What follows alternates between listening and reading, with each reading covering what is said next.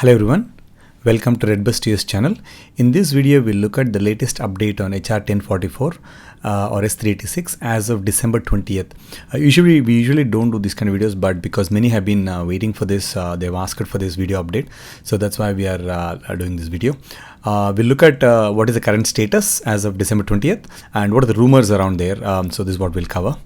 As you can see, if you're not aware, HR1044 is the Fairness for High-Skilled Immigrants Act of 2020, and this bill is planned to remove the per country caps. And where it stands is it was passed in House, and it came to Senate, and it was approved in Senate. Now, because there were changes, it's again sent back to House for for getting it passed. The reason is it has to be passed in the same form and the same text in both House and Senate, then only it will go to President. So that's the reason where we stand.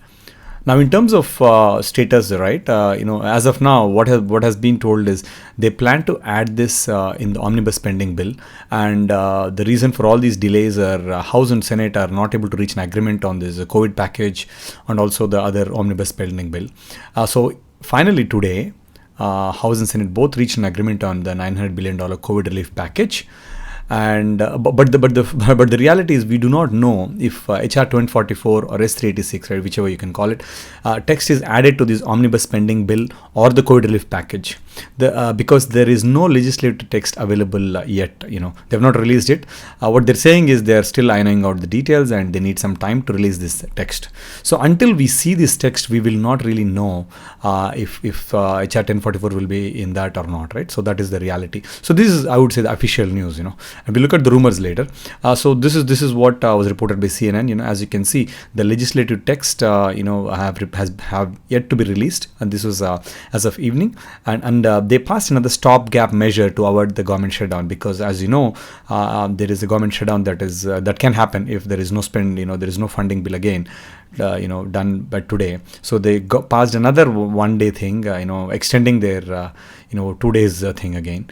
So again, they plan to do voting on Monday on the final COVID relief package, along with this 1.4 trillion omnibus spending bill for the new fiscal year. So the majority of the focus for HR1044 is this omnibus spending bill, which is nothing but a collection of it's a funding bill that funds all the federal agencies. So it's a big package, 1.4 trillion, and this is actually going to be signed tomorrow. That's what, or I would say, voted tomorrow. And as you can see here, this is the stopgap bill, HR1044. So this was passed in House, and in fact, House is adjourned for today. So there is no voting remaining. So that's why we are doing this video, because there is nothing that can happen beyond this. So they've already adjourned. Senate is yet to pass it, and I think they'll pass it as well soon. Now, in terms of rumors, right? So again, these are purely rumors. So I want you to really take it with a grain of salt. Many of these may or may not be true, but most of the prominent person who's been doing a lot of rumors is, Greg Siskind. He's one of the attorneys who has reasonable credibility, right? So in fact, this was something he did a couple of days ago, and and they said that they want to actually, ignore the China language, and because they have this China language, it is going to be hard for that to be added. And that's what he said initially. And then yesterday there was some confusion, and he added telling that somebody that he knows have agreed they'll change the China language, but it can be omnibus bill. But later, after he put this tweet, he deleted the same tweet within a span of time, and he said that because they chased it, and that is not true. So again, there has been, as you can see, these rumors keep floating around in and out, because nobody has seen the real text. Until the text is out, you can't say. So his rumors are initially said it's not there, then somebody said it's there, and then he deleted the tweet, right? So it can go either ways, right? That's what it tells us, right? Again, this additional rumors, I would say, from the same person. But again, he confirmed yesterday that this China poison is poison pill amendment. Basically, this is the one that's causing all the issues, and Senator Scott is not willing to change his language thing. And one of the arguments that they say is this bill is supposed to end discrimination, but with this provision, with this grey provision rather, it's not very clear. So that's why there is a lot of I would say pushback on it. And in fact, I updated again yesterday telling that there are less chances it looks to be dead because of this provision, and he says it's very, very unlikely. Now, also there is another rumor floating around on the social media in some of our groups as well, and this person says that in the background HR1044, they were working with Rep. Laughlin's office to include it Omnibus, but it didn't work, and and again he says that it's confirmed that it is not going to be done with this Congress. That's what this says. This is a credible message that's been floating around in many of the groups. I thought we would put it out there, but again, all of these are rumors. Take it with a grain of salt. Until we have the final bill text, we can't really say that it has made it or not.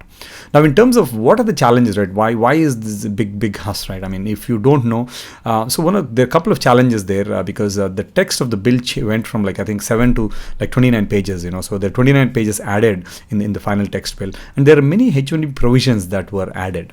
On compliance process, there is a 50-50 rule where it, so this very much impacts all these IT body shops and all of them. So these are the people, who could have lobbied this out, because they have a lot of muscle right on this side. So it could be that they have lobbied this. The biggest one that has been really raised, not this one. This one could have been, but again, we are just speculating here, right? But the biggest one is this Chinese Communist Party and Military Association clause that was added by Senator Scott. So this is the reason. In fact, AILA was opposing this also as well. So there are many people because DHS, they said that DHS would not approve adjustment of status or grant entry if they're associated with Chinese Communist Party and military.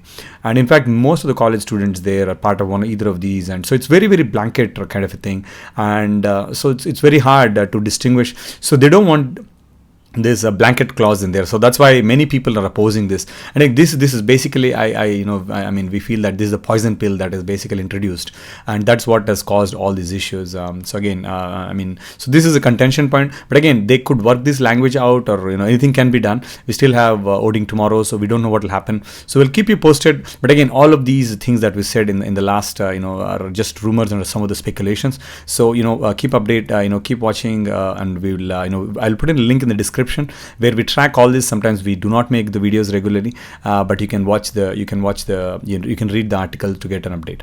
Again, thank you for watching. Do subscribe for getting regular updates.